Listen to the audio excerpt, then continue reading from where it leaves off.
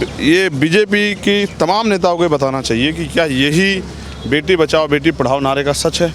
क्या यही उनका जो है बेटियों का सम्मान करने का तरीका है? कि सरकार को समझ आए कि जनता को कुचल के राज नहीं हो सकता है। जिस तरह से वो जन भावनाओं के साथ खिलवाड़ कर रही हैं, यहाँ अन्याय हो रहा, सरासर हो रहा है। और अगर सब लोग इस अन्याय पर चुप रहेंगे तो बात खराब हो जाएगी, फिर हम भी दोषी हो जाएंगे। हम दोषी नहीं बन सकते। इस मारे हमने तय किया है कि सरकार को गिरफ्तारी के लिए 7 दिन का समय है। अगर ऐसा नहीं होता है तो फिर हम 7 दिन के बाद यहीं उनके साथ धरने में बैठ जाएंगे आके।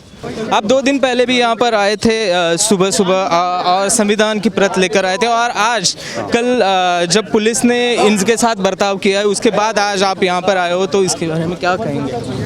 देखो, मैंने ये महसूस किया, दोबारा इसलिए आना पड़ा कि सुप्रीम कोर्ट ने जिन लोगों को डायरेक्शन दी थी कि आपको महिला रेसलर्स की सुरक्षा करनी है, उसी पुलिस ने रात जो किया वो बड़ा डरावना था।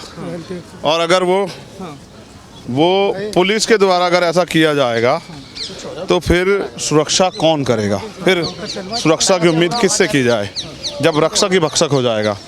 तो अब हमारे न्याय की उम्मीदें पुलिस से पहले से ख़त्म थी। आपने देखा कि बच्चों ने भी कहा, जो महिला रेसलर बहनों ने, कि पुलिस नहीं लिख रही एफ आई आर, तभी तो सुप्रीम कोर्ट के डायरेक्शन पे एफ आई आर लिखी गई। और अब जब पुलिस ने ऐसा कर दिया तो अब हमें लगता है इस लड़ाई को ज़मीन पे हमें खुद ही मिलकर लड़ना पड़ेगा। जैसे कि मैंने तय किया कि 7 दिन का समय हमने दिया है कि पुलिस अपनी तरफ से कार्रवाई करे, 164 के बयान कराए, जो भी कुछ कराना है, और जो जिन पे आरोप है उनको गिरफ्तार करे।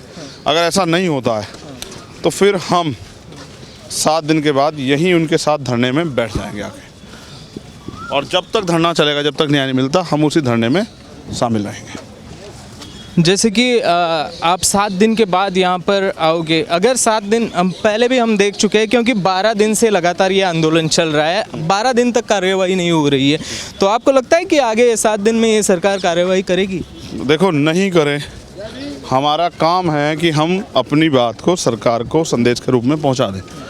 अगर नहीं करेंगे तो फिर हमारी जिम्मेदारी क्या है कि फिर हम जो हमारे पास समर्थन है उस पूरे समर्थन तक ये बात पहुँचाएँ और इसका विरोध जो है पूरे प्रदेश और देश में कराएं कि सरकार को समझ आए कि जनता को कुचल के राज नहीं हो सकता है। जिस तरह से वो जन भावनाओं के साथ खिलवाड़ कर रही हैं, जिस तरह से वो इन बेटियों को न्याय देने के बजाय न्याय को बाधित करने का काम कर रही है, इससे जो विरोध, इससे जो रोष पैदा हो रहा है एक बड़े तबके में, उसका सामना शायद सरकार नहीं कर पाएगी। जो लाठियों से रात पीटा गया है, जो गलत तरह से उनको छुआ गया, अपमानित किया, गाली दी गई है, वो ये बीजेपी की तमाम नेताओं को बताना चाहिए कि क्या यही बेटी बचाओ बेटी पढ़ाओ नारे का सच है? क्या यही उनका जो है बेटियों का सम्मान करने का तरीका है? अगर इन बेटियों के साथ ये हाल है तो आम बेटियों का क्या होता होगा इनकी सरकारों में? ये एक बहुत बड़ा प्रश्न चिन्ह जो है सरकार की कार्यशैली पे लगता है। हमने देखा जब भी बीजेपी की तरफ से कोई ताकतवर आदमी हुआ आरोपी, तब बीजेपी के सब लोगों ने मिलकर उसको प्रोटेक्ट करने का काम किया। हमने अजय कुमार टैनी के मामले में भी ये देखा कि सुप्रीम कोर्ट को, हाई कोर्ट को संज्ञान। वही मेरा पूछना है कि ये दोहरा मापदंड बीजेपी की तरफ से क्यों है? एक तरफ हम उत्तर प्रदेश का देखें तो वहाँ पर माफिया राज नहीं चलेगा ऐसे बोला जाता है, और दूसरी तरफ ये बीजेपी के ही सांसद है ब्रिजभूषण सिंह, उनको बीजेपी क्यों बचा रही है? ये तो देश के बेटियों का सवाल है।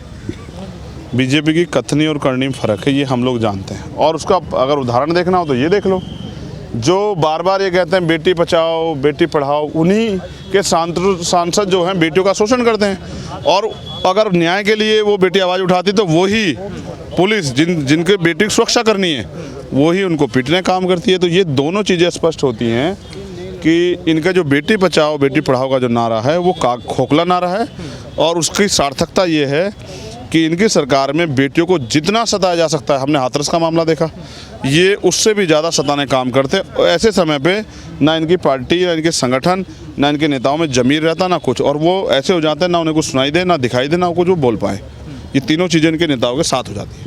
तो कल जो अपमान हुआ है वो अपमान असहनीय है।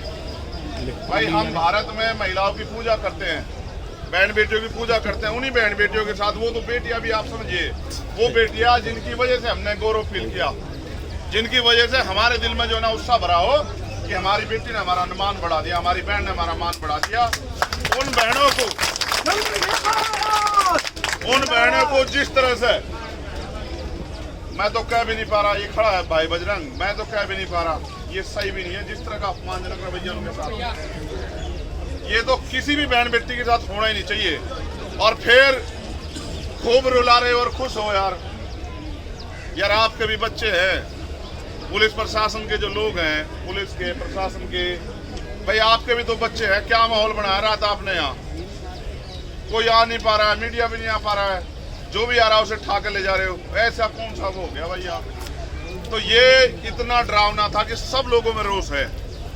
स्पेशली मैं तो, क्योंकि मुझे वोट डालनी थी, हमारे यहाँ चुनाव चल रहा है, अगर हम ही नहीं उसका समर्थन करेंगे तो फिर लोग कैसे देखेंगे?